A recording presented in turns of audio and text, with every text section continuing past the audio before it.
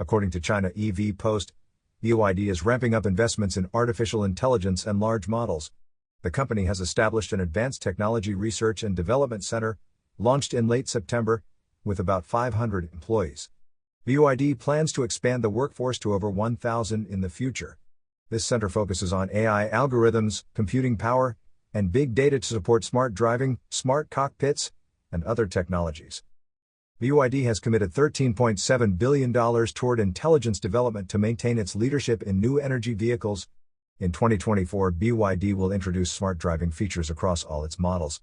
Prices for these models range from $8,220 for the BYD Seagull to $137,200 for the Yangwang U8. BYD sold over 3 million new energy vehicles in 2023, making it the global leader. November sales alone reached 506,804 units, with year-to-date sales up 40.25%. BYD aims to sell 4.25 million vehicles in 2024. You are listening to Yuan News.